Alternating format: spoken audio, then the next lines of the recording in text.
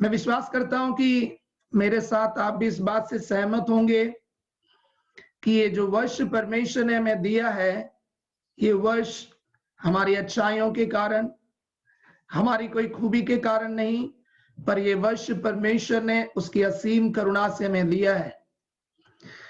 पर और परमेश्वर हमें इस वर्ष के इस 5वें दिन के इस शाम के समय में परमेश्वर के प्रेम के अम्ब्रेला, परमेश्वर के प्रेम की छतरी के नीचे इस इंडिया के विभिन्न राज्यों से, यहाँ तक कि हमारे पड़ोसी देश पाकिस्तान से भी भाई यहूदा उनके परिवार जुड़े हुए हैं। इस प्रकार जुड़ने के लिए, परमेश्वर की आराधना करने के लिए हमें मौका दिया। और इस वर्ष के 5वें दिन में ये जो सवाल हमारे सामने स्क्रीन पर आ रहा है, परंतु आप जानते हो कि परमेश्वर ने अपनी करुणा से ये वर्ष 2021 हमें क्यों दिया है, और इस प्रश्न का उत्तर आज हम वचन के द्वारा देखने जा रहे हैं। आपके सामने जो सेकंड स्क्रीन में लेकर आ रहा हूं, इस सेकंड स्क्रीन में आज हमारे जो शीर्षक है कि परमेश्वर ने हमें ये जो नया वर्ष दिया है वो क्यों दिया है, उसके अंतर्गत आज हम 4 बातों पर ध्यान करने जा रहे हैं। सबसे पहला, ये नव वर्ष 2021 देखने के लिए क्या हमें कोई योग्यता थी। दूसरा जो है विषय है वो है अयोग्यताओं के बावजूद ये नव वर्ष हमें किस कारण से दिया गया। तीसरा, हमें ये वर्ष किस उद्देश्य के लिए दिया गया। और चौथा, वो उद्देश्य पूरा होने के लिए हमें क्या करना होगा। और समय को मद्देनजर रखते हुए, विषय लंबा होने पर भी इसको बहुत ही संक्षिप्त रीति से मैं आपके सामने परमेश्वर के अनुग्रह और उसकी आत्मा की मदद से लेकर आना चाहता हूं। और विश्वास करता हूं कि आज इस स्लाइड शो के द्वारा जो भी वचन आपके सामने या हमारे बीच में परमेश्वर देने जा रहा है, यह सब हमारे जीवन की आत्मिक उन्नति और हमारे आत्मिक जीवन के परिवर्तन का कारण होगा। तो मैं तीसरे स्क्रीन की ओर आ रहा हूं और दोबारा मैं जो उन 4 विषयों का पहला विषय था, ये नव वर्ष 2021 या ये न्यू ईयर 2021 देखने के लिए क्या हमें कोई योग्यता थी। और इस बात को समझने के लिए मैं आपके सामने लूका की इंजिल 13वें अध्याय उसके 6वें वचन से 9वें वचन तक प्रभु यीशु मसीह ने दृष्टांत के द्वारा जो बात कही उसको रखते हुए कुछ बातों को मैं लेकर आना चाहता हूं। हम जानते हैं कि कुछ ही दिनों पहले पाकिस्तान से ब्रदर यहूदा सलामत जी ने भी इस वचन से हमें कुछ बातों को समझाया था। पर आज इस वचन के द्वारा परमेश्वर ने मुझे जो प्रकाशन दिया है वो मैं आपके सामने रखना चाहता हूं। तो मैं स्क्रीन पर आप देख सकते हैं कि वो पूरे वर्सेस मैंने स्क्रीन पर लाया है। मैं खुद उसे पढ़ देता हूं। लूका की इंजिल 13वां अध्याय 6वें वचन से लेकर 9वें वचन तक। 6वां वचन इस प्रकार कहता है, पर उसने ये दृष्टांत भी कहा कि किसी की अंगूर की बारी में एक अंजीर का पेड़ लगा हुआ था। वह उसमें फल ढूंढने आया परंतु ना पाया। तब उसने बारी के रखवाले से कहा, देख 3 वर्ष से मैं इस अंजीर के पेड़ में फल ढूंढने आता हूं परंतु नहीं पाता। इसे काट डाल कि यह भूमि को भी क्यों रोके रहे। उसने उसको उत्तर दिया कि हे स्वामी, इसे इस वर्ष तो और रहने दे कि मैं इसके चारों ओर खोद कर खाद डालूं, सो आगे को फले तो भला, नहीं तो काट डालना। प्रभु यीशु मसीह ने इस संसार में शरीर में रहते समय चेलों को या उसके पास इकट्ठे होने वाली भीड़ को समझाने के लिए कई बातें दृष्टांत के तौर पर कहा। और उन दृष्टांतों में से एक दृष्टांत ये भी है। और इस दृष्टांत में कुछ आत्मिक सच्चाइयों को हम देख सकते हैं और साथ ही साथ इस दृष्टांत के द्वारा हम समझेंगे कि पिछले वर्ष हमारी स्थिति क्या थी और उसके बावजूद भी परमेश्वर ने हमें ये नया वर्ष क्यों दिया या हमारी जिंदगी में 1 साल और क्यों बढ़ाया है। पढ़े हुए इन 4 वचनों में जो दृष्टांत का एक भाग है, इसके द्वारा मैं आपके सामने कुछ अर्थों को अगले स्क्रीन में लेकर आ रहा हूं। सबसे पहले उस दृष्टांत में कही गई अंगूर की बारी की तुलना हम परमेश्वर की कलीसिया के साथ या इस संसार जिसमें हम रहते हैं उसके साथ कर सकते हैं। दूसरा, हम बारी का स्वामी या उस अंगूर के जो बगीचे का जो मालिक है उसकी तुलना पिता परमेश्वर से कर रहे हैं। और तीसरा, उस अंगूर के बगीचे की देखभाल करने वाला जो माली है उसकी तुलना हम प्रभु यीशु मसीह से करते हैं। और अंत में जो अंजीर का पेड़ है वह कलीसिया में या इस संसार में मुझे और आपको दर्शाते हैं। एक और बार मैं बताकर आगे बढ़ रहा हूं।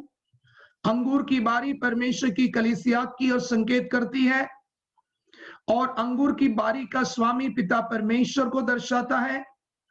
अंगूर की बारी की देखभाल करने वाला जो माली है वो प्रभु यीशु मसीह को दर्शाता है। और उस अंगूर की बारी में लगा हुआ अंजीर का पेड़ मुझे और आपको दर्शाता है। अभी हमें देखना यह है कि उस अंगूर की बारी में लगाया हुआ जो अंजीर का पेड़ है,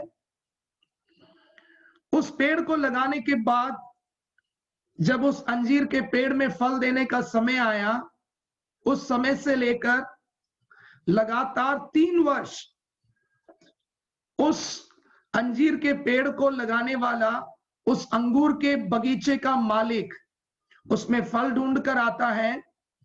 और तीनों साल, पहले साल, दूसरे साल, तीसरे साल उसको कोई फल मिल नहीं रहा है, उसको कोई फल नहीं मिल रहा है। और उस बगीचे का जो मालिक है पिता परमेश्वर, जिसकी तुलना हमने पिता परमेश्वर से की है, वो बगीचे के माली से या बगीचे की देखभाल करने वाला जिसकी तुलना हमने प्रभु यीशु मसीह से की है, उससे कहता है कि देख, जब से ये अंजीर के पेड़ के फल देने का समय आया, उस समय से लेकर 1 साल, 2 साल, 3 साल, लगातार 3 साल में इसमें फल ढूंढ कर आया, पर अभी तक मुझे एक भी फल नहीं मिला है। और वो उस बगीचे की देखभाल करने वाले माली से कहता है या बागवान से कहता है, इसको काट डाल, क्योंकि क्यों ये जमीन को रोके रहे।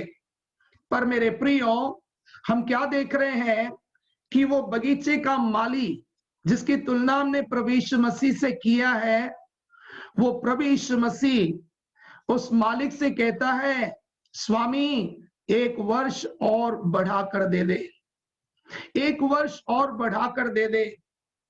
और हम क्या देख रहे हैं कि उस बगीचे की देखभाल करने वाले माली की उस विनती को स्वीकार करते हुए वह माली उस अंजीर के पेड़ के लिए 1 वर्ष और बढ़ा कर देता है। मेरे प्रियो, मुझे नहीं मालूम है आपकी स्थिति कैसी है, पर मैं अपने आप को इस श्रेणी में लेकर आता हूं और मैं यही इकरार करता हूं, मैं यही अंगीकार करता हूं, परमेश्वर, जिस दिन से आपने मुझे उद्धार देकर आपके अंगूर के बगीचे रूपी आपकी कलीसिया में मुझे एक अंजीर का पेड़ होकर लगाया, और जब से फल देने का समय आया, उस समय से लेकर शायद 2020 के 31 दिसंबर के आखिरी लम्हा तक मेरे जीवन में शायद आप जो फल देखना चाहते थे वो फल मेरी जिंदगी में आप देख नहीं सके। और पिता परमेश्वर, हो सकता है कि आपने मुझे काटने के लिए हुक्म दिया होगा, पर मैं धन्यवाद करता हूं उस प्रभु यीशु मसीह का, प्रेमी प्रभु यीशु मसीह का, जो मेरी देखभाल करने वाला, एक दयालु, एक करुणा निधान, प्रेम का सागर, प्रेम की खाड़ी, उस माली ने मेरे लिए निवेदन किया, मेरे लिए विनती किया। और उसकी विनती को स्वीकार करते हुए मेरे परमेश्वर ने, मेरे पिता परमेश्वर ने मुझ पर रहम किया और मेरे जीवन में उसने एक और साल बढ़ा कर दिया है। यहाँ पर हम देख सकते हैं उसका पहला कारण, हमारी अयोग्यताओं के बावजूद भी परमेश्वर ने हमारी जिंदगी में जो एक वर्ष बढ़ा कर दिया है, उसका पहला कारण बारीकी देखभाल करने वाले प्रभु यीशु मसीह ने स्वामी पिता परमेश्वर से हमारे लिए एक और वर्ष बढ़ाकर देने के लिए विनती की। इब्रानियों की पत्री 7वें अध्याय के 25वें वचन को यदि हम पढ़ेंगे, वहां पर उस प्रभु यीशु मसीह के बारे में जो मेरे लिए और आपके लिए पिता के दाहिने हाथ पर मलकीसदेक की रीति से सदा सर्वदा का याजक ठहराया गया, मेरे लिए और आपके लिए किस प्रकार वो विनती करता है। इब्रानियों 7वां अध्याय 25वां वचन इस बात का वर्णन करता है जो मैं आपके सामने पढ़ रहा हूं। इसलिए जो उसके द्वारा परमेश्वर के पास आते हैं वो उनका पूरा पूरा उद्धार कर सकता है, क्योंकि वो उनके लिए विनती करने को सर्वदा जीवित है। मैं परमेश्वर का धन्यवाद करता हूं जिसने मेरे लिए और आपके लिए प्रभु यीशु मसीह को दिया, जिस प्रभु यीशु मसीह की, हो सकता है कि यदि मेरा और आपका प्रभु यीशु मसीह मेरे लिए और आपके लिए विनती ना करता तो कितने सालों पहले हम काट दिए जाने चाहिए थे। पर मेरे और आपके प्रभु यीशु मसीह, उस दयालु प्रभु यीशु मसीह की हर साल जब पिता परमेश्वर मेरे और आपके जीवन में फल ना देखने पर काटने का हुक्म देता है, काटने की आज्ञा देता है, हर वर्ष हर दिन वो पिता के पास मेरे लिए और आपके लिए विनती करता है, निवेदन करता है कि पिता एक दिन और बढ़ा कर दे, पिता एक वर्ष और बढ़ा कर दे, और मैं खोदूंगा, खाद डालूंगा और देख ले यदि इस वर्ष फल देता है तो अच्छा है, नहीं तो अगले साल काट देना। ऐसे कितने साल मेरी और आपकी जिंदगी में प्रभु यीशु मसीह के कारण निकल गए हैं। तो ये पहला कारण, हमारी अयोग्यताओं के बावजूद भी ये एक नया वर्ष। किसी का कैमरा ऑन है तो कृपया अपने मोबाइल को ऑफ कर दीजिए, मैं निवेदन करता हूं, क्योंकि वचन की सेवकाई के दौरान मैं किसको म्यूट करना है, किसको अनम्यूट करना है, ये नहीं हो सकता है। इसलिए कृपया जिसका भी फोन ऑन है अपने फोन को ऑफ कर दीजिए। धन्यवाद करता हूं। दोबारा देखिए, पहला कारण, अयोग्यताओं के बावजूद भी हमारे प्रभु यीशु मसीह रूपी बारीकी देखभाल करने वाले मालिक की विनती के कारण स्वामी पिता परमेश्वर ने हमारे जीवन में एक वर्ष और बढ़ा कर दिया है। यह पहला कारण। अब दूसरा कारण, मैं अपने आप को पहली श्रेणी में लेकर आता हूं। मैं ये कहता हूं कि मेरे जीवन में कोई फल नहीं था, पर केवल प्रभु यीशु मसीह की विनती के कारण मेरी जिंदगी में एक नया वर्ष मिला है। अब दूसरा कारण हम देखते हैं, यशायाह की पुस्तक उसका 65वां अध्याय, book of Isaiah chapter 65 verse 8 में हम देखते हैं, वहां पर लिखा गया है, यहोवा यो कहता है, जिस भांति दाख के किसी गुच्छे में जब नया दाख मधु भर आता है तब लोग कहते हैं उसे नाश मत कर क्योंकि उसमें आशीष है, उसी भांति मैं अपने दासों के निमित्त ऐसा करूंगा कि सबों को नाश नहीं करूंगा। हालेलुया, प्रभु का धन्यवाद हो। पहले हमने देखा लूका की इंजिल में अंजीर के पेड़ में 3 साल तक कोई फल नहीं, ये पहली श्रेणी। जो दूसरा श्रेणी है वो क्या है, यशायाह 65वें अध्याय में हमने पढ़ा, यहोवा कहता है, जिस प्रकार अंगूर की बारी में किसी एक दाख के गुच्छे में जब नया दाख मधु भर आता है तब लोग कहते हैं कि उसे नाश मत कर। यदि एक मनुष्य जो साधारण तौर पर बहुत अधिक की उम्मीद करता है, वह बहुतों के बीच में एक छोटा सा कुछ देखने पर उसे बख्शने की या उससे छोड़ने की आशा नहीं रखता है या उसकी कोशिश नहीं करता है। पर यहाँ पर मनुष्य के बारे में लिखा गया है कि एक दाख के गुच्छे में नया दाख मधु भरते हुए जब देखा जाता है तो लोग कहते हैं उसे नाश मत कर। तो मेरे प्रियो, हो सकता है हम में से कुछ लोग पहली श्रेणी में नहीं होंगे, हो सकता है कि हम में से कुछ लोग दूसरी श्रेणी में होंगे। दूसरी श्रेणी किसे दर्शा रही है? परमेश्वर ने कहीं ना कहीं मेरे और आपके जीवन में कोई छोटी सी एक अच्छाई देखी होगी, छोटा सा एक भला स्वभाव देखा होगा। हो सकता है कि 100 अच्छे स्वभाव नहीं देखे होंगे, एक अच्छा स्वभाव देखा होगा, एक अच्छाई देखी होगी।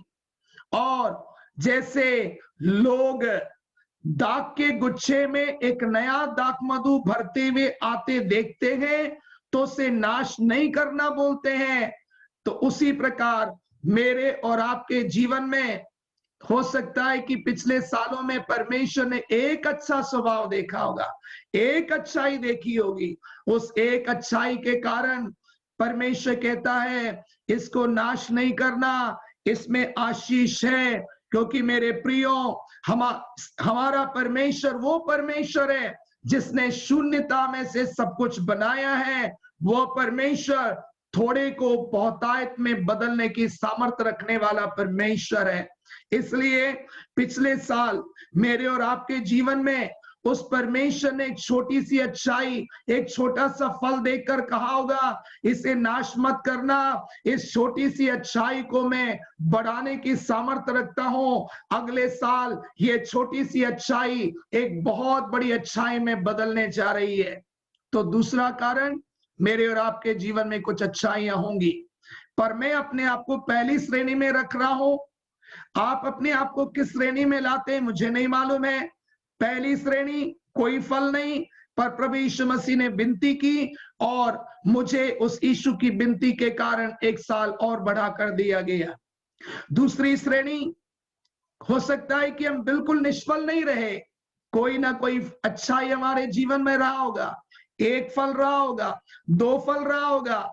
प्रभु का धन्यवाद है यदि आपके जीवन में 1 या 2 फल दिखाई दिया गया, जिस 1 या 2 फल को देखकर परमेश्वर ने कहा इसको नाश मत करो, इसमें आशीष है। आप जिस भी श्रेणी में हो उसके लिए परमेश्वर का धन्यवाद करें। अब अगला यह सवाल आता है कि परमेश्वर ने हमारे जीवन में अयोग्यताओं के बावजूद भी एक वर्ष दिया प्रभु यीशु मसीह की विनती को सुनते हुए। जब हम निष्फल थे, जब हम बेफल थे, उस समय भी प्रभु यीशु मसीह की विनती को सुनते हुए हमें एक वर्ष दिया। दूसरा, हमारे जीवन में 1 या 2 फल को देखकर, कुछ अच्छाइयों को देखकर परमेश्वर ने हमारी जिंदगी में एक वर्ष बढ़ा कर दिया। पर अभी ये जो वर्ष दिया है, क्या गत वर्षों के समान बिना फल के रहने के लिए या फिर इधर उधर कुछ फलों को लाने के लिए परमेश्वर ने यह वर्ष हमें दिया है? मेरे प्रियो, मैं ये सोचता हूं कि परमेश्वर ने हमारी जिंदगी में ये जो वर्ष बढ़ा कर दिया है वो इसलिए नहीं कि हम पहली श्रेणी वाले लोग रहे, और ना ही उसने ये वर्ष इसलिए बढ़ा कर दिया कि हम दूसरी श्रेणी वाले लोग भी रहे। परमेश्वर नहीं चाहता है कि ये जो वर्ष मेरी और आपकी जिंदगी में बढ़ाया है, इस वर्ष हम बिना फल के रहें, और ना ही वो ये चाहता है कि हम 1-2 फलों के साथ इधर उधर कुछ फलों को रख कर रहें। पर परमेश्वर ने मेरे और आपकी जिंदगी में किस उद्देश्य से ये वर्ष बढ़ा कर दिया है, इसका उत्तर यूहन्ना की इंजील 15वें अध्याय के 8वें वचन में हम पढ़ते हैं। वहां पर लिखा है, मेरे पिता की महिमा इसी से होती है कि तुम बहुत सा फल लाओ। परमेश्वर के नाम की महिमा हो। मेरे प्रिय भाइयों बहनों, अगापे परिवार के मेरे प्रियो, परमेश्वर ने हमें पिछले साल के समान बिना फल रहते हुए, परमेश्वर के लिए किसी भी रीति से इस्तेमाल योग्य ना रहने के लिए परमेश्वर ने हमें साल नहीं दिया है। यदि हम बेफल रहेंगे, उसके द्वारा पिता की महिमा नहीं होती है। यदि हम 1-2 फलों को रखकर जिएंगे, उससे भी पिता की महिमा नहीं होती है। ये बात प्रभु यीशु मसीह यूहन्ना की इंजील 15वें अध्याय के 8वें वचन में कहता है। वो ये नहीं कहता है कि तुम बेफल रहोगे तो पिता की महिमा होगी।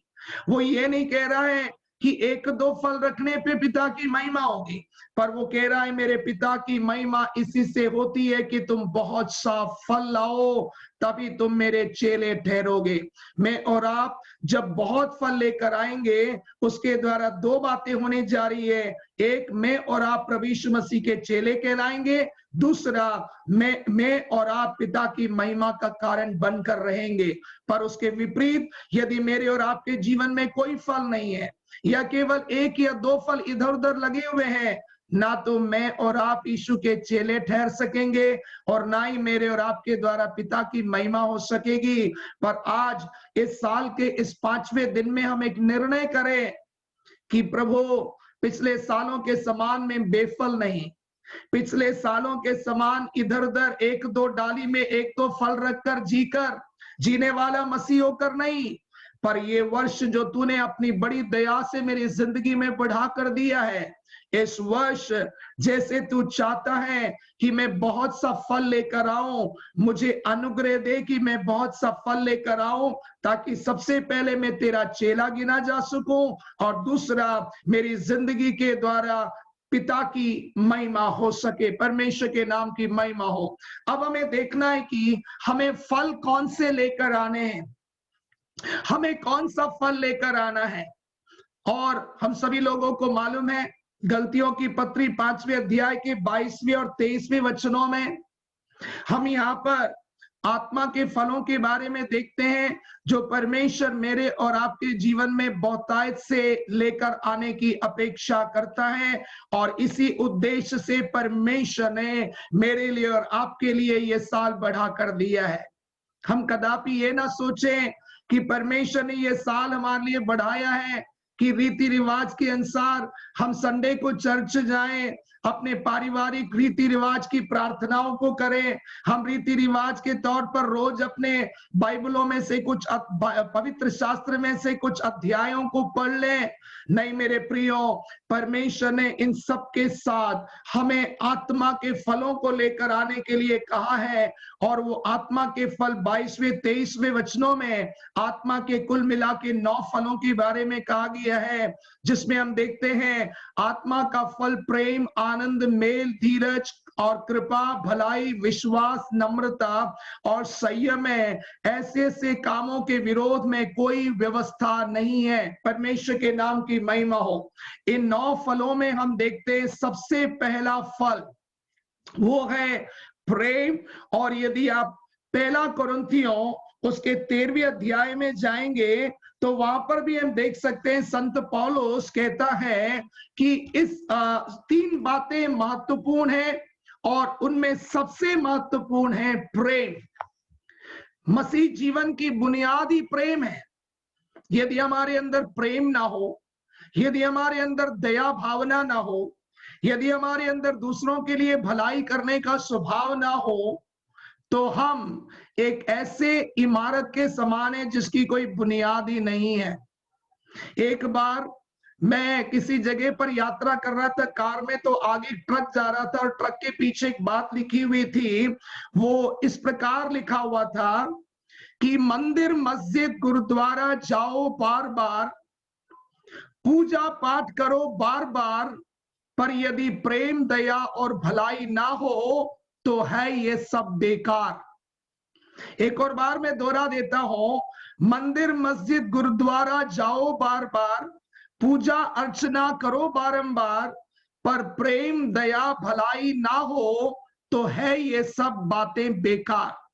तो मेरे प्रियो, मैं ये नहीं कह रहा हूं कि मैं प्रार्थना नहीं चाहिए, मैं ये नहीं कह रहा हूं कि मैं चर्च अटेंड नहीं करना चाहिए, मैं ये नहीं कह रहा हूं कि मैं बाइबल नहीं पढ़ना चाहिए, मैं ये नहीं कह रहा हूं कि हमें प्रचार नहीं करना चाहिए। पर मेरे कहने का तात्पर्य यह है कि प्रेम ना हो तो हमारी प्रार्थनाएं बेकार है। यदि प्रेम और भलाई ना हो, हमारी आराधनाएं बेकार है। यदि प्रेम और दया और भलाई ना हो तो हमारी प्रचार बेकार है, हमारी गवाहियां बेकार है। परमेश्वर हमारे जीवन में आत्मा के फलों को चाहता है, और आत्मा का फल है प्रेम। और 9 प्रकार के फलों के बारे में लिखा गया है। मेरे प्रिय भाइयों बहनों, मैं आपके सामने एक छोटी सी बात बताना चाहता हूं। हो सकता है कि वो काल्पनिक कहानी होगी, पर उस कहानी के पीछे एक मॉरल छिपा हुआ है। उस कहानी के पीछे एक सबक है जो हमें सीखना है। एक दिन एक व्यक्ति जो है वो दर्शन देखता है, और उस दर्शन में वो देख रहा है कि सबसे पहले वो व्यक्ति नरक में ले जाया गया, और जब वो नरक में जाता है तो वहां पर एक दृश्य देख रहा है। वो दृश्य क्या है कि एक बड़ा सा डाइनिंग टेबल लगा हुआ है, और उस डाइनिंग टेबल के दोनों तरफ लोग उस डाइनिंग टेबल के ऊपर सजाए गए स्वादिष्ट भोजनों को खाने के लिए खड़े हुए हैं, और उनके हाथों में 3-3 फीट का, ध्यान से सुनिए, 3-3 फीट का जो फोर्क है वो दिया गया है, जो कांटा है उसको दिया गया है। मैंने आपको कहा कि एक एक के हाथ में 3-3 फीट लंबे फोर्क दिए गए, और उनसे कहा गया कि इस डाइनिंग टेबल पर रखे हुए भोजनों को आप खा सकते हैं। अब इन्होंने क्या किया, वो 3-3 फीट के जो फोक हैं उसे टेबल पर रखे हुए स्वादिष्ट भोजनों में डालने की को डाला, और डालकर जब खाने की कोशिश की, आप खुद कल्पना कर सकते हैं कि 3 फीट का जो फोर्क है वो कभी भी मुंह में नहीं जाएगा। वो अगल बगल में खड़े हुए लोगों को वो उनको मारता रहा, उनको जख्मी करता रहा, और इस प्रकार एक दूसरे का फोर्क जब एक दूसरे से टकरा रहा है तो क्या हो रहा है, वहां पर जब लोग जख्मी होने लगे, वे आपस में झगड़ने लगे, बड़ा कोलाहल सा मच गया। अब थोड़ी देर के बाद परमेश्वर का दूत जो है इस व्यक्ति को स्वर्ग की ओर लेकर जाता है। ध्यान से सुनोगे तो समझ आएगी कि इसका मॉरल क्या होने जा रहा है।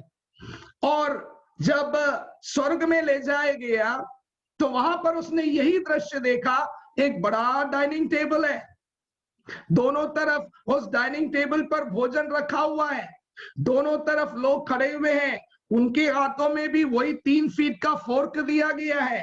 पर नरक में खाने का तरीका अलग था, स्वर्ग में खाने का तरीका अलग था। नरक में क्या कर रहे थे, हर एक व्यक्ति 3-3 फीट का फोर्क लेकर खुद खाने की कोशिश कर रहा था, वो उसके मुंह में नहीं जा रहा था, पर फोर्क किसी और को टकरा कर उनको जख्मी कर रहा था। पर स्वर्ग में क्या हो रहा है, एक एक व्यक्ति अपने फोर्क को लेकर उसके सामने खड़े हुए व्यक्ति को अपने फोर्क से आगे की ओर बढ़ाकर उसको खाना देता है। उस तरफ खड़ा हुआ व्यक्ति अपने फोर्क से खाना बढ़ाकर उसके ऑपोजिट में, उसके विपरीत में खड़े हुए व्यक्ति को खाना देता है। स्वर्ग का जो माहौल था बड़ा सौहार्दपूर्ण था, पर नरक का माहौल बड़ा कोलाहल वाला था, क्योंकि नरक में स्वार्थी लोग केवल अपने ही बारे में सोचकर उस फोर्क के द्वारा केवल अपने मुंह में डालने की कोशिश करते रहे। पर जो स्वर्ग में थे उन्होंने अपने स्वार्थ की चिंता करते हुए केवल अपने मुंह में खाना डालने का नहीं सोचा, उन्होंने अपने सामने खड़े हुए को खाना खिलाया, जिसके कारण सभी लोग बड़े सौहार्दपूर्ण ढंग से वहां पर भोजन कर सके। मेरे प्रियो, इसके द्वारा हमें एक मॉरल सीखना है, यदि प्रेम होगा तो हम भलाई करेंगे, और भलाई करेंगे तो वातावरण बिल्कुल सौहार्दपूर्ण हो रहा होगा, वातावरण बड़ा अच्छा होगा। परमेश्वर के नाम की महिमा हो। हमारे जीवन में परमेश्वर चाहता है हम आत्मा के फलों को, जो 9 फल है, उनको लेकर आए, और उनमें सबसे पहला फल है प्रेम, और उसी प्रेम के द्वारा ही बाकी सभी फल उत्पन्न होते हैं। यदि प्रेम ना हो तो अन्य कोई फल हमारे जीवन में, यदि पहला फल प्रेम ही ना हो तो बाकी जितने 8 फल हैं वो 8 फल हमारी जिंदगी में दिखाई नहीं दे सकते हैं। अब सवाल उठता है कि ये फल हमें लाना है तो उसके लिए हमें करना क्या है। ये जो चौथा पॉइंट है, वो उद्देश्य पूरा होने के लिए हमें क्या करना होगा। मेरे प्रियो, ये मैं आपको केवल एक काउंसलिंग के तौर पर नहीं दे रहा हूं, मैं अपने जीवन में इसको अप्लाई करने की पूरी कोशिश कर रहा हूं, और परमेश्वर से अनुग्रह मांग रहा हूं कि परमेश्वर मेरा व्यक्तिगत जीवन, मेरे हाथों में दिए गए कलीसिया एक सौहार्दपूर्ण, एक आत्मिक वातावरण में दिखाई देने के लिए मुझे इस प्रकार फलवंत होने के लिए मदद कर। उसके जो स्क्रीन में टाइटल है वो ये है कि वो उद्देश्य पूरा होने के लिए मैं क्या करना चाहिए। और मैंने आपके सामने एक टेबल रखा है, उस टेबल को मैंने 3 भागों में बांटा है। पहला हमको हमारे जीवन में करना, यशायाह की पुस्तक उसका 37वां अध्याय 31वां वचन, book of Isaiah chapter 37 verse 31।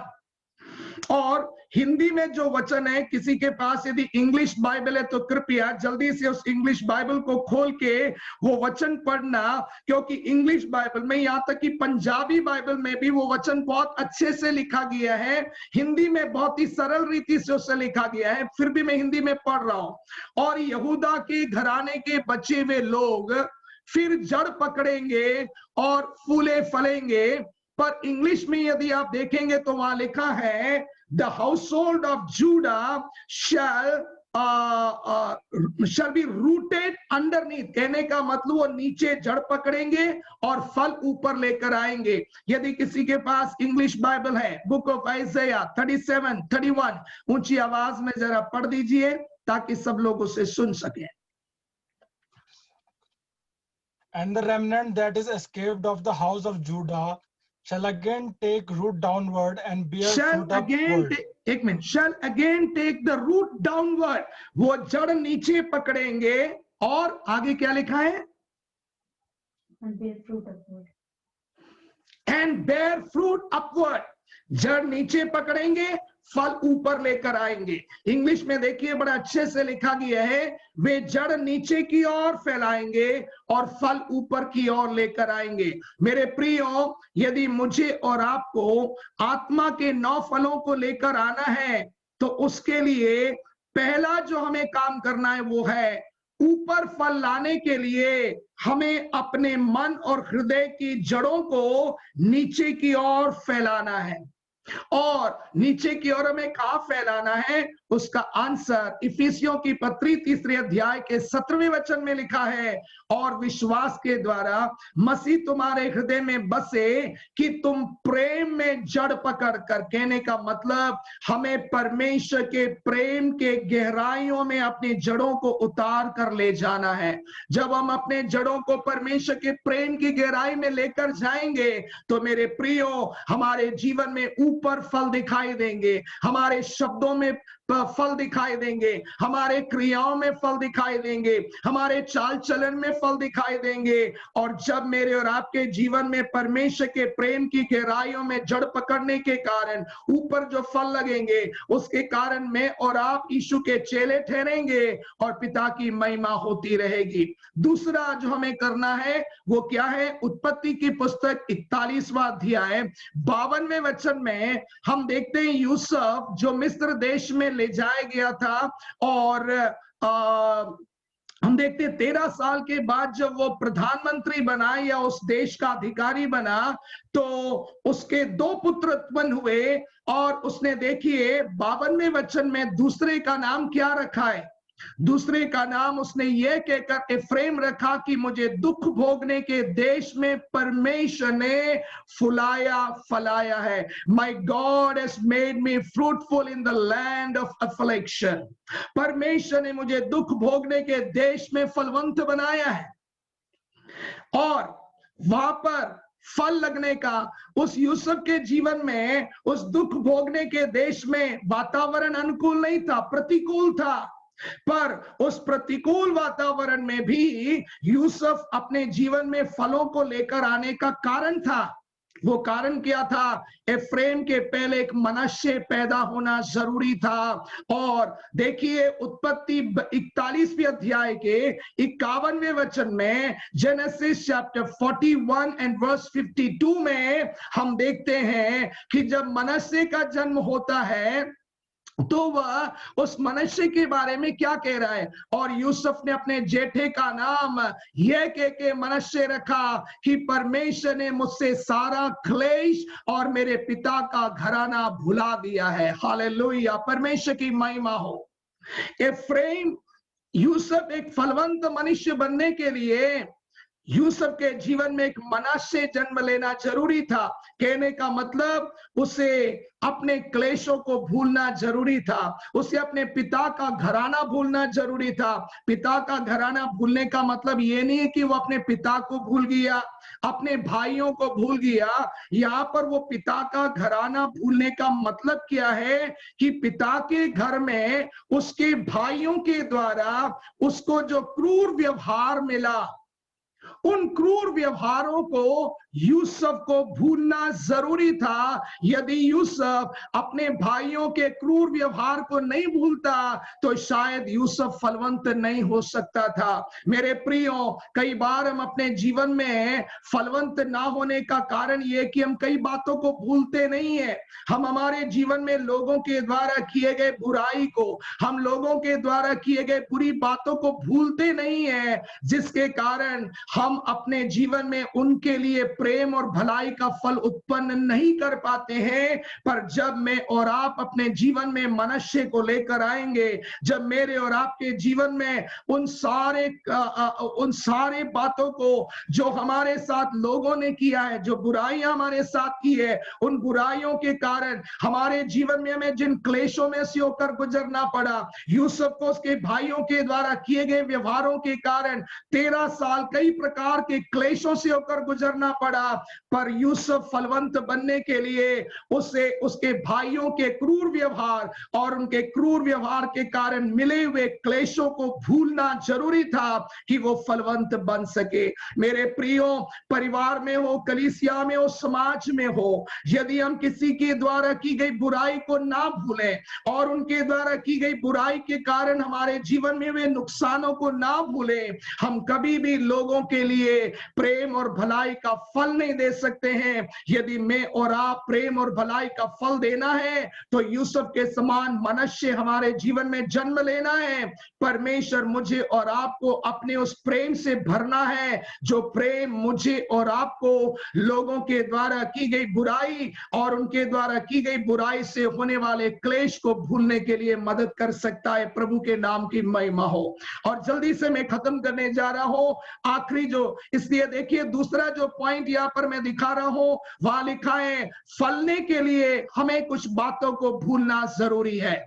तीसरा जो है यशायाह 32वें अध्याय के 15वें वचन में लिखा है, जब तक आत्मा ऊपर से हम पर उंडेला ना जाए और जंगल फलदायक बारी ना बने।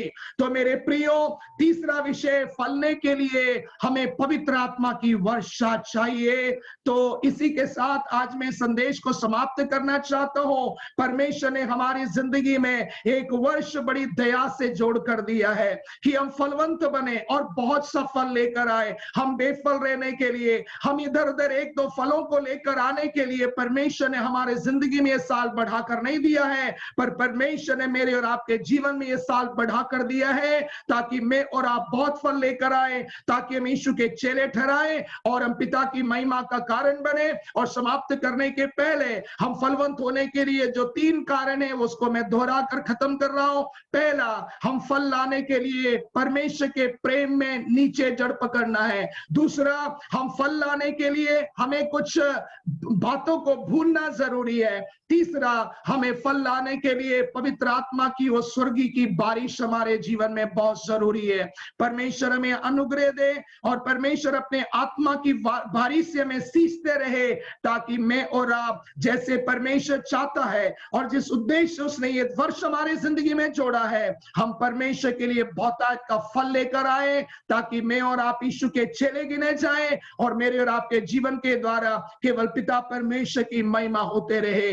परमेश्वर हम सबको बहुतायत से आशीष दे और इस वर्ष में उसकी अपेक्षा के अनुसार में फलवंत बनाए। वो पिता परमेश्वर इस वर्ष के हर दिन और खासकर वर्ष के आखिरी में प्रभु यीशु मसीह से कहना चाहिए, हे मेरे बेटे, तूने इसके लिए इस बेटे के लिए, इस बेटी के लिए 1 वर्ष बढ़ाने के लिए प्रार्थना किया और मैंने तेरी प्रार्थना को सुनकर 1 वर्ष बढ़ा कर दिया और ये वर्ष उसके लिए वेस्ट नहीं हुआ।